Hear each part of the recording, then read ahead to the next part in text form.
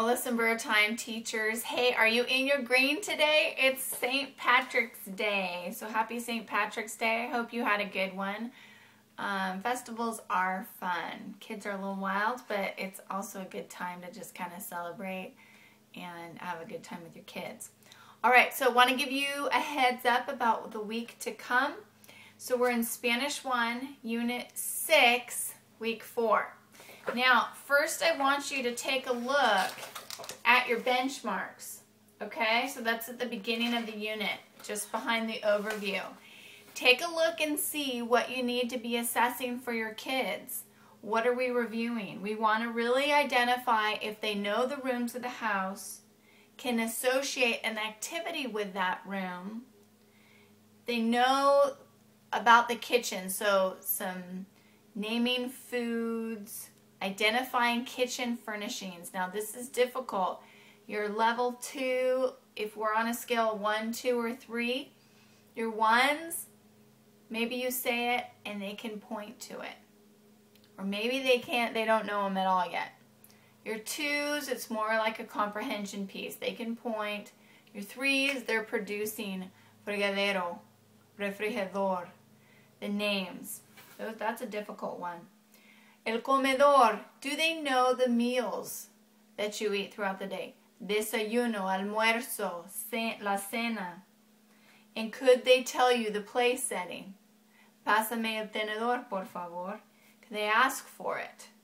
Okay, and then you want to take a look at the dialogues. Now, some of this assessment you could have been doing along the way in the unit, especially for the dialogues.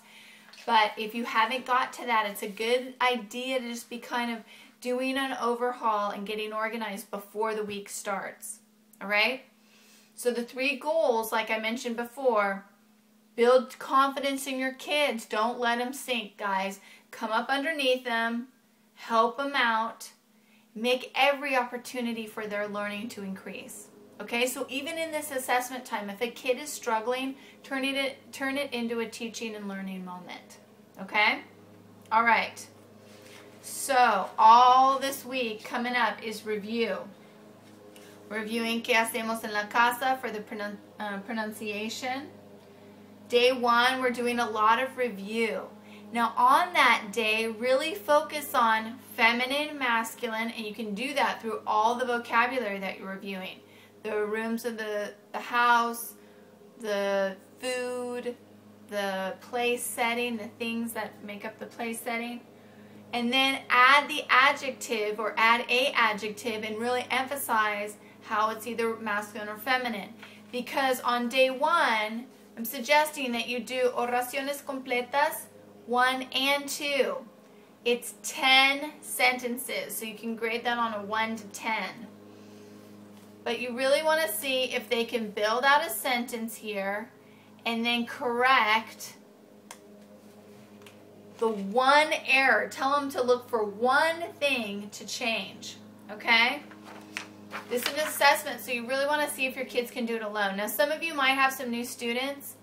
Those kids pull together and make this a teaching moment, because obviously if they haven't been in Spanish more than a month, they're not going to know this. So don't anticipate that.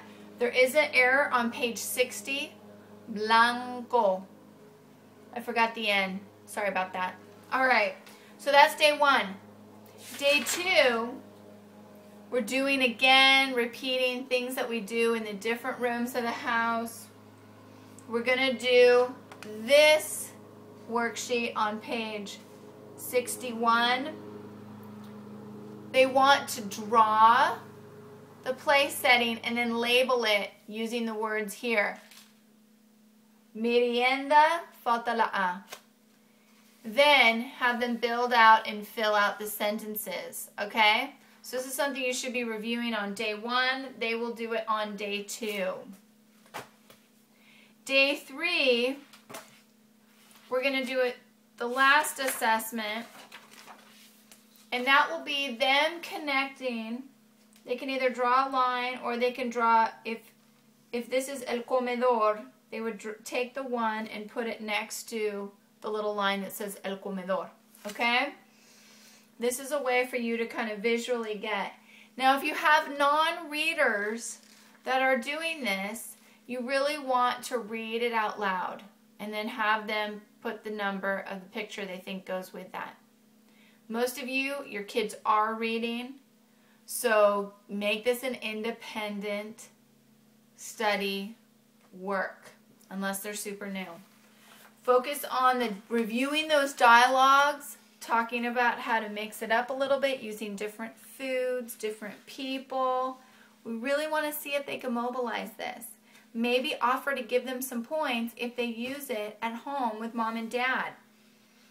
That would be awesome. We really want to get these kids speaking Spanish at home. All right. The last day is really kind of a fun reward day. It's your day to get anything done that you haven't gotten done. If you ran out of time to do one of the assessments or you haven't heard your kids do a dialogue, let that be the day that you do it. And then end with a game. Pictionary is a great game for such tangible vocabulary that we're going to be reviewing this unit. So go ahead and do that. Have a great time. Remember, this is a fun unit. This is really practical vocabulary that we really want to encourage them to take home. So don't forget to do that formative assessment, that when your kids are leaving, ask them something. ¿Qué quieres comer?